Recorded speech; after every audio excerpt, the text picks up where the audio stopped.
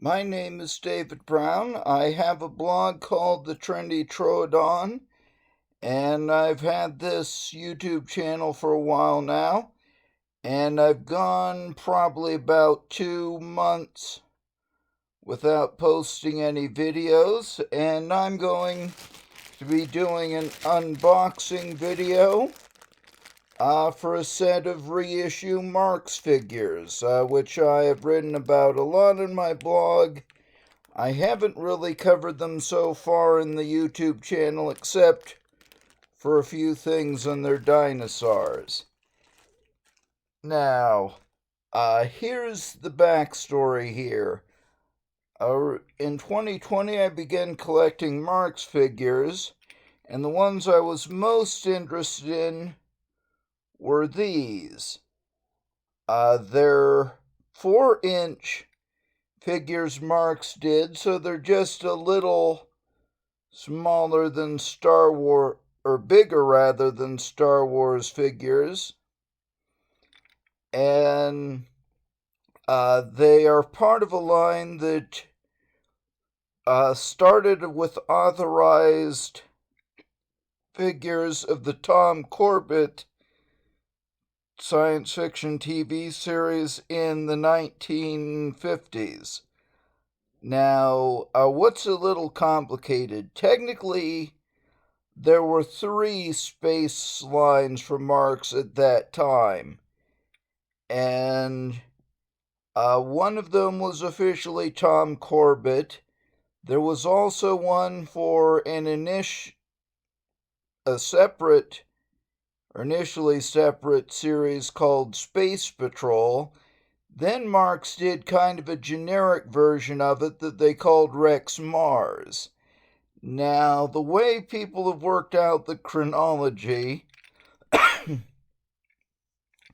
Tom Corbett came on in about 1952 and 1953. Space Patrol was in also 1953.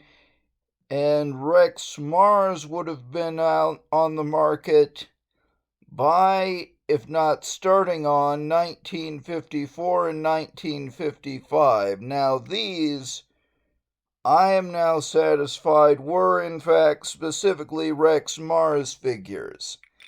And that's going to be important in ways that aren't obvious until you get to it. Now, with these, I have seen almost no information or examples on authentic figures. That is actually made when these came out, and that is a wall of nothing, but I'll get to that. These are Mexican reissues that I got as a set, as the very first examples. They're pretty hard plastic. If you can hear that, make kind of a clicking. And they came in a really badly aged bag. It was holding together, but it was so big I had to take these out before I could really get a look at them. Now, this one I call the knife guy, and you can see his expression. It looks like he would be the good guy, and for whatever reason he has a knife instead of a ray gun or anything else that would be useful, and he's holding out his hand like he's defending himself, or at least trying to say he's opposing something. And this guy, everybody calls the captain.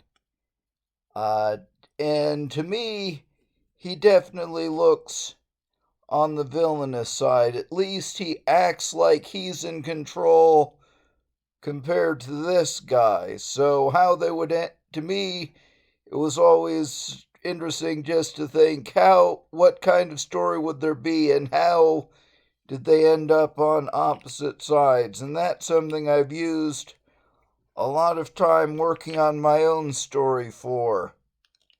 but I'll be getting to that. Now, what I learned when I read about these guys was that there was a larger set here, and I ordered examples. These are another figure of the captain and another guy who definitely looks villainous. He has a ray gun he's pointing, and he's actually got a smile. I don't know how well that will show on camera. I think you'll see it. And the kind of funny thing, he has a production defect. I have a bit of trouble getting on camera, but I think you'll see it here. There's a mold line here that really disfigures his face. It actually has a raised part right around his cheek. And so when I was developing a story, I decided to make that defect a scar. So, I got then a set of a total of 7 of these guys. Now, here's the captain, so you can see them together. And then, just recently, I got this. It was a whole bag for sale on eBay of 12 of these guys. And it came in iffy enough shape that I was able to take out 2 figures without even opening it. Here they are.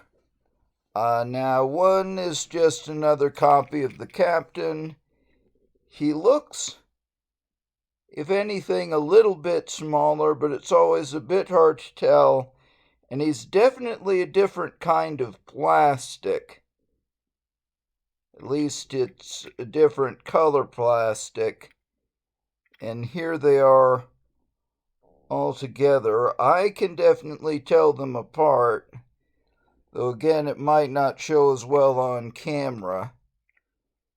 Now, another thing, the original set I got had helmets, and I'm almost sure this is the helmet that came with it, but I'm not completely sure anymore. This guy I can tell because he's got the pink helmet, which is really almost opaque. Now, the big thing with my original set is that it was missing this guy. It's a Marx alien.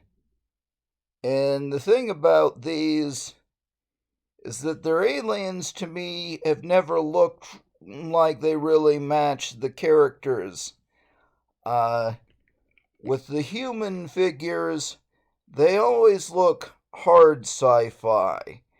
And Marx figures, aliens usually don't. A lot of the time, they're kind of comical. There's one that I swear was actually based on Robot Monster. It's this 8-figure with a actual diving helmet. But this is at least middle of the road. When I looked at pictures online, I did not think it looked like a match, something I would use for a story with the human figures. But when I got a look at him, he's a bit more interesting, and what's most interesting is that there's actually a bit of a biomechanoid look. Like here, with the eyes, they actually look like they're some kind of lens. And this, it looks like a helmet, but then it's not completely like a metal helmet.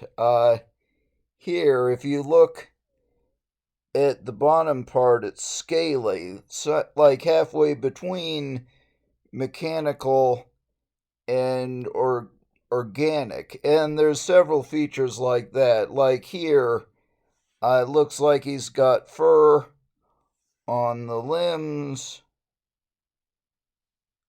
around the ends of both limbs, but especially on the legs, you'll see what look like scales. He's also got web feet. Why? Who knows?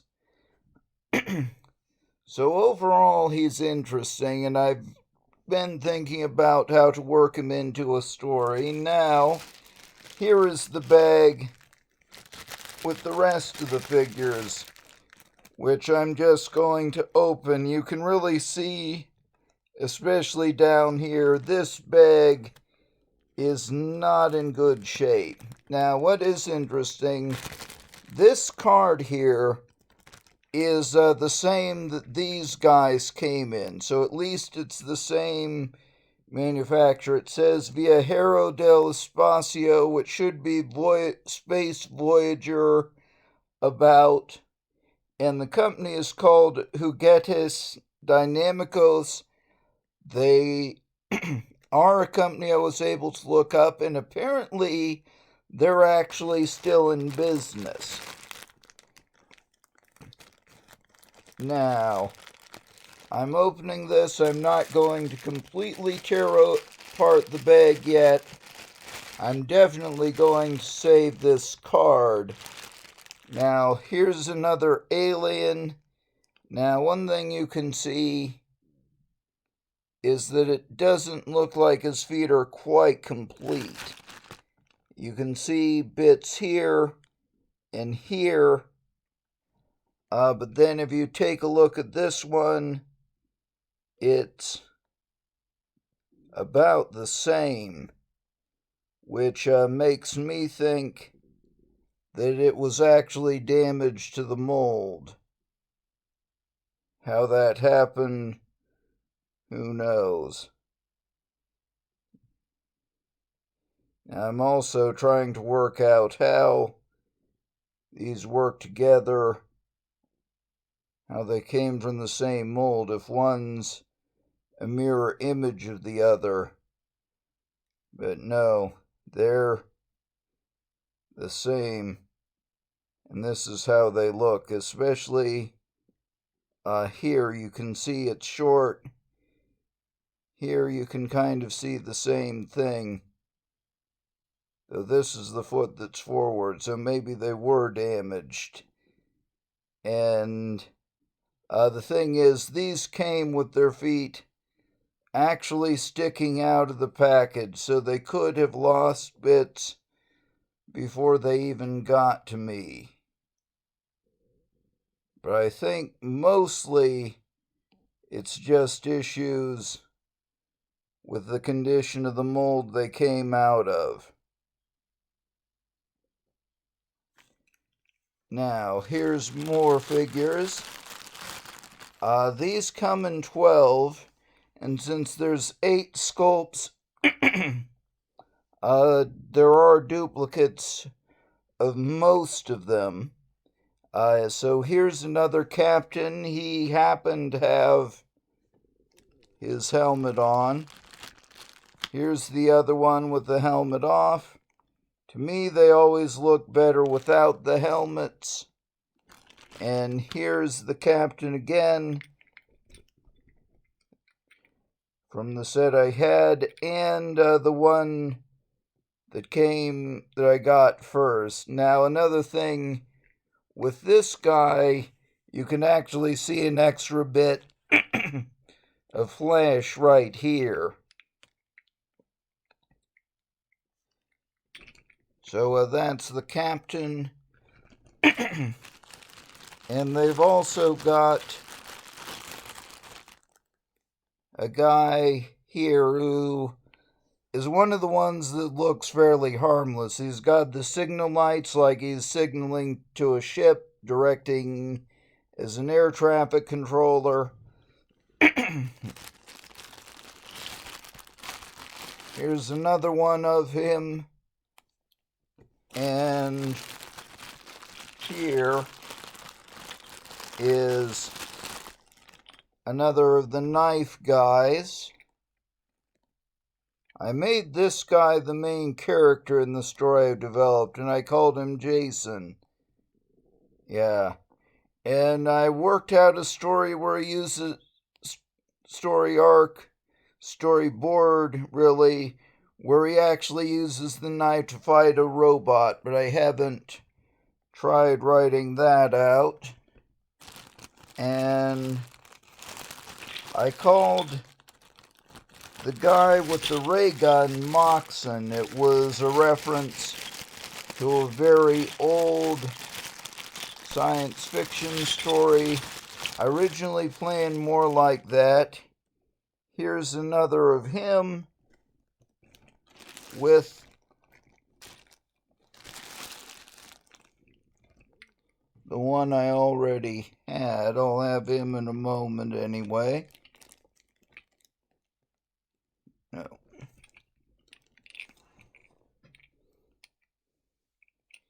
Here he is.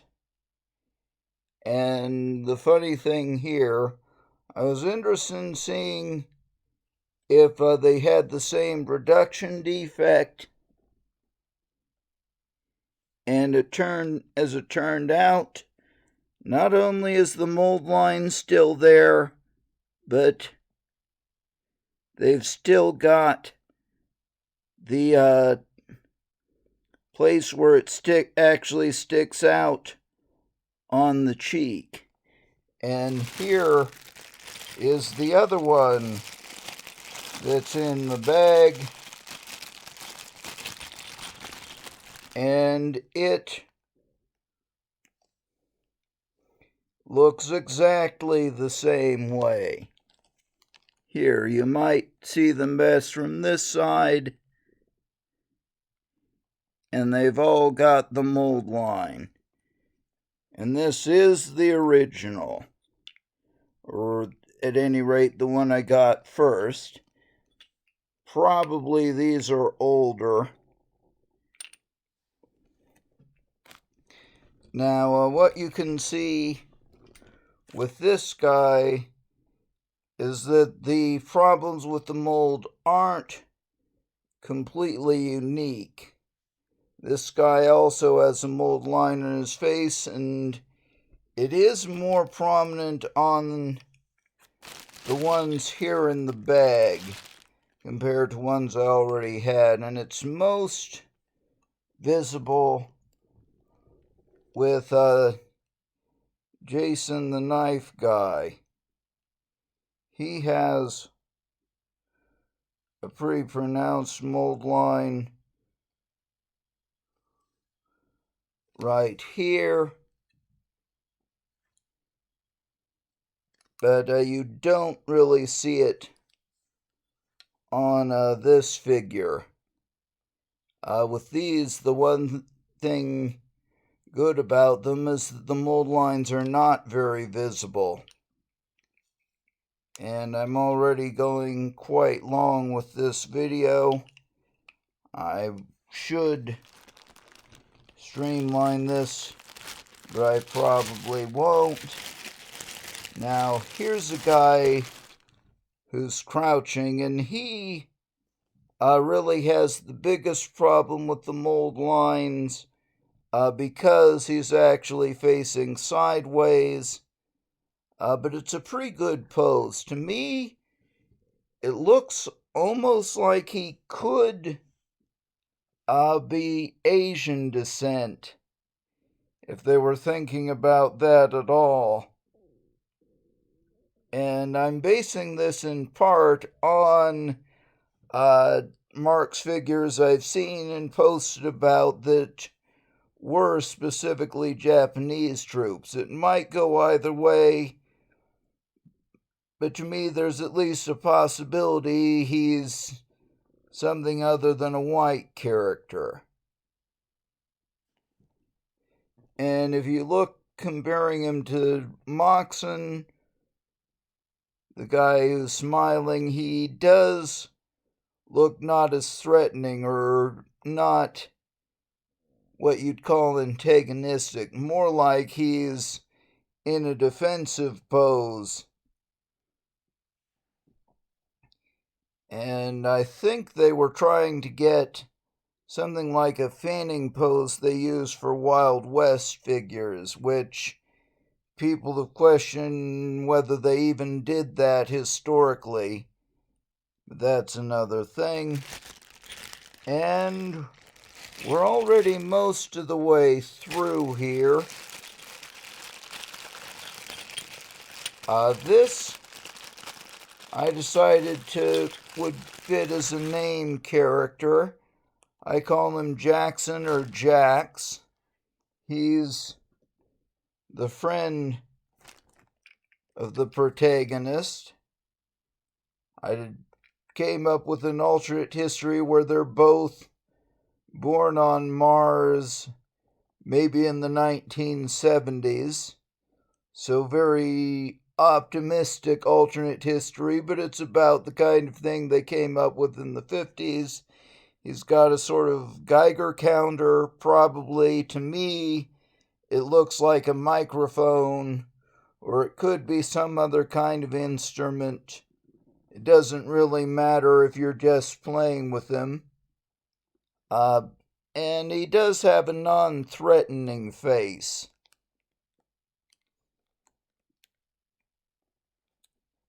And the last one, to me, is the most interesting. This is the one that would be good to troop build with. So, of course, he's one of the ones that they didn't include two of. But I do have another from the set I already had. Now, here you can see him. I think he also, compared to this guy, looks at least racially ambiguous. And he's a little bit generic too, so you can kind of debate whether this would be one guy or if it could be several guys, especially when they have their helmets on and the features aren't standing out quite as much. And that is the bag. Now here you can see the helmets. I'm going to try to keep these in the bag for now. Here you can see one of them, and here that is with the one and the captain. To me, they definitely look different, but then with this and the set I already had, I've had them out a while, so just in that time they could have weathered a bit. And now the big mystery with these guys has been when they were made. And at first I very seriously believed, at least considered, that they were actually made in the 1960s. From more closely reading the history, I believe that's much too late, even the early 60s. The 1960s were when Marx started moving to the more realistic things, Operation Moonbase, and then around 1970 they came up with their Apollo astronaut figures, which weren't really that realistic as far as representing the spacesuits we used on the moon, but they were at least a realistic style.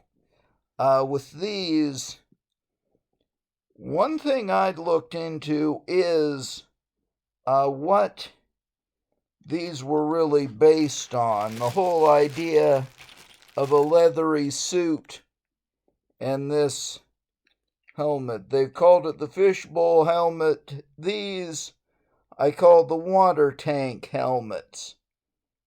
And the best I can figure out is that around in the very early 1940s, they did build something that was a leather suit, or leathery looking suit. They just called it the tomato worm suit, and they put this kind of fishbowl helmet on it.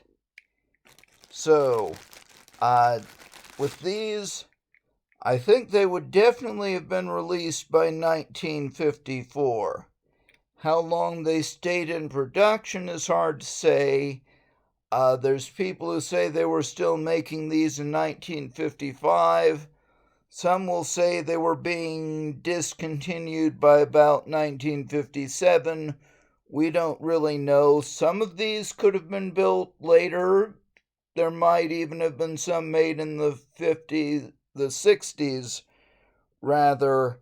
But probably they were being retired by then if they hadn't been already. Now, another thing, with Rexmars, people have called it a successor to the Tom Corbett line. And it's a reasoning that makes sense up to a point. Around 1953, they stopped making selling figures that were labeled Tom Corbett, and by all indications that was because they lost the rights to the show, and it was not because the show ended. That continued until 1955. Yes. So it makes sense that they focused on Rexmars. For me, this is something I'll get to in a moment.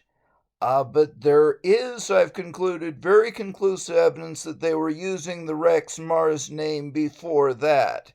And that's important for dating these guys. If Rexmars was only used after Marx lost the Tom Corbett line, these would be 1954 or later. But since they were using it earlier, these might have come earlier.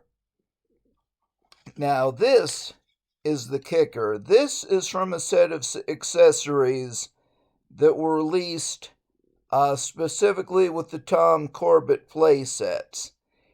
And those were for figures that were actually smaller than the Army men were used to. They were nominally 45 millimeter scale. They probably were a little bit bigger.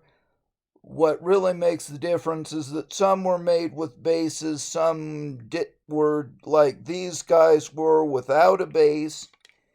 And an extra complication I might get to in another video, they also made these guys. They're about a 3-inch scale, or just under 3-inch. It's officially 70 millimeter, and what you'll see is that even this guy looks very much out of scale with this accessory. But these guys are about the right size. And the thing is that these accessories were out as soon as the Tom Corbett line was, so 1952. So to me, what makes most sense is that they were coming up with accessories for these guys in 1952, whether or not they were quite ready to send these to the market. And when they came up with one accessory for these guys, whatever was planned for these guys, they finally just threw it in with the Tom Corbett accessories. So that is the most current research I have on these guys, and I've already gone very long, so I'm going to close this. I might follow up with a further video. So you can still get these, not really at a very good price, so use some discretion.